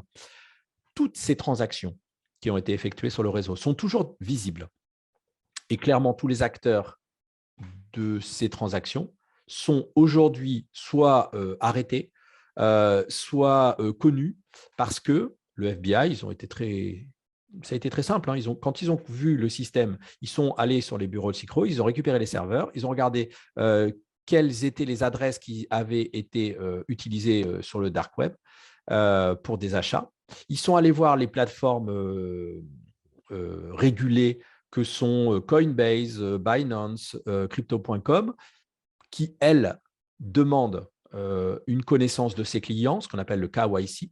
Donc, si vous avez, par exemple, un compte sur Coinbase, eh bien, vous avez donné votre carte d'identité, votre passeport, votre compte bancaire. Vous avez tout donné. Donc, je reprends l'histoire des échanges sur le dark web avec des crypto-monnaies. Ces crypto-monnaies, à un moment donné, je veux récupérer des dollars parce que les cryptos, c'est bien, mais comme on l'a dit, ça ne peut pas tout acheter, en tout cas pas encore aujourd'hui. Je passe par une plateforme, je récupère des dollars. La plateforme me connaît. La plateforme donne les informations de cette adresse au FBI. Le FBI me retrouve. C'est fini.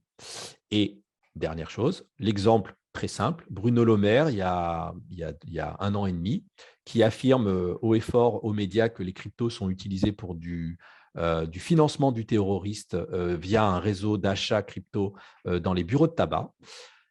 Pourquoi ce réseau a été démantelé? Parce qu'ils ont justement utilisé des crypto-monnaies.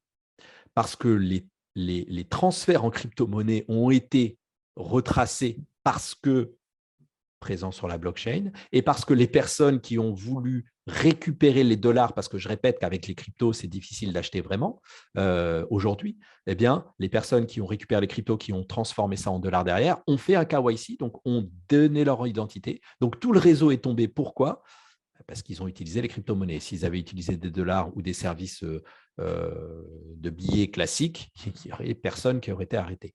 Voilà. Donc, le financement du terroriste, c'est une légende de penser et de croire que le réseau Bitcoin permet ce financement. Là, c'est vraiment, quand on a compris comment ça fonctionnait, quand on voit la traçabilité qu'on a et la régulation qui est faite maintenant sur les plateformes, ça a certes été utilisé, peut-être que certains l'utilisent encore. Il existe des solutions de mixing et des choses comme ça qui sont aujourd'hui masquantes, on va dire, mais qui, dans quelques temps et quelques années, je pense, ne seront plus d'actualité, clairement.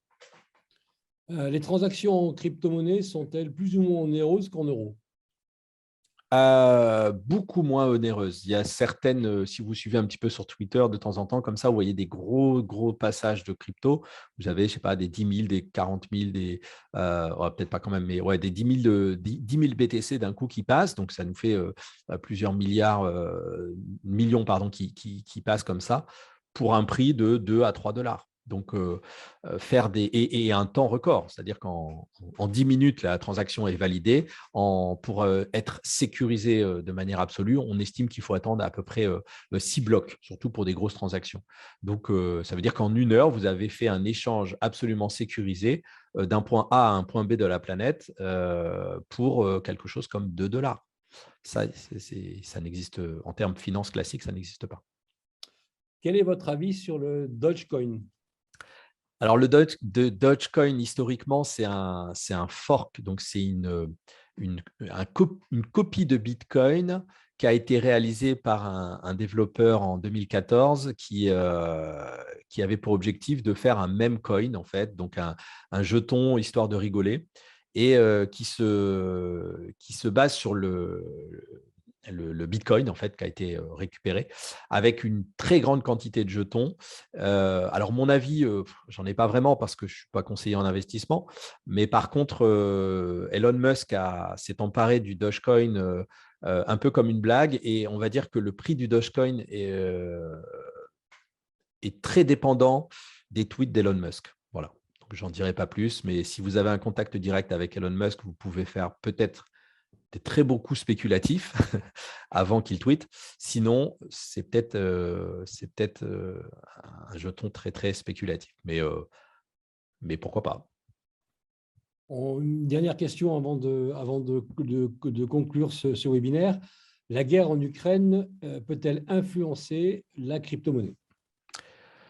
Alors, on va dire, plus que la guerre, je vais dire tous les événements géopolitiques et financiers mondiaux sont des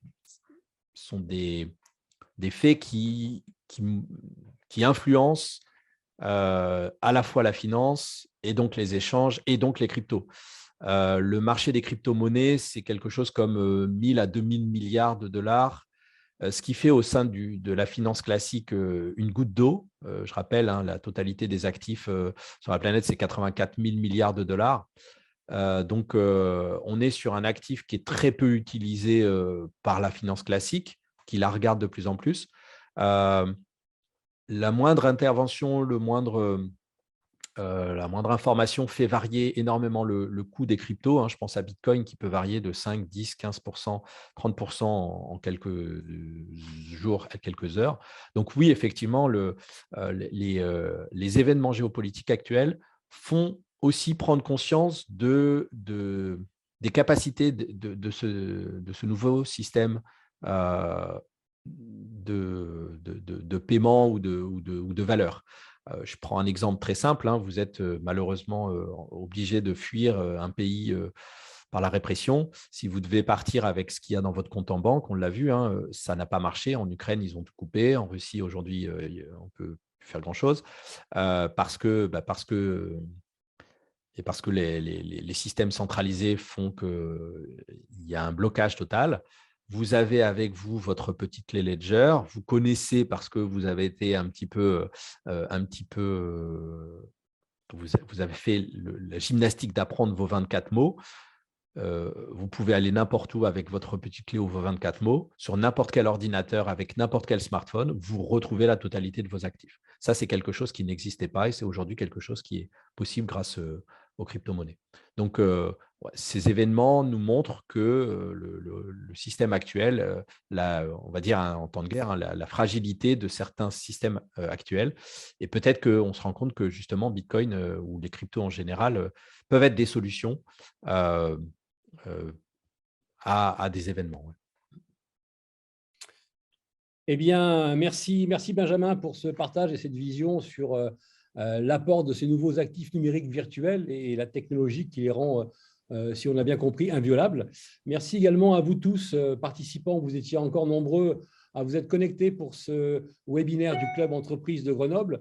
Nous espérons que cet échange vous a permis de vous éclairer et de démystifier cette blockchain et porter peut-être un regard différent sur le phénomène de la crypto-monnaie et son avenir sur l'économie et la finance mondiale. Comme Benjamin Didier vous l'a proposé en entame, vous pouvez évidemment suivre son profil sur LinkedIn et lui poser les questions que vous souhaiteriez approfondir à la suite de cette conférence. À l'occasion du prochain webinaire du club, nous aborderons le thème de la métaverse et ses applications futures dans le monde de l'entreprise et plus précisément dans celui de la formation et de l'enseignement. Notre expert nous expliquera comment cette technologie à la croisée du monde réel et numérique nous permettra, dans un monde virtuel, de faire des choses sans bouger de chez nous et sans être physiquement présent. François-Gabriel Roussel, qui est chercheur à l'université de la Sorbonne et spécialiste du virtuel numérique, disait à son propos il y a encore quelques semaines « Pour la première fois de l'histoire de l'humanité, nous détenons des technologies dont on ne sait pas encore tous les usages qu'il sera possible d'en tirer. » Bien, vous recevrez d'ici quelques semaines, comme vous en avez l'habitude maintenant, une invitation qui vous permettra de vous inscrire à ce prochain événement. D'ici là, je vous rappelle que vous pouvez retrouver sur le site du Club Entreprise de Grenoble l'ensemble des replays de ces différents webinaires, ainsi que les différents coups de cœur et informations que le club aura sélectionnés pour vous. Dans l'attente du plaisir de vous accueillir prochainement dans nos établissements, nous vous souhaitons une très belle fin de semaine et prenez soin de vous. Au revoir. Au revoir.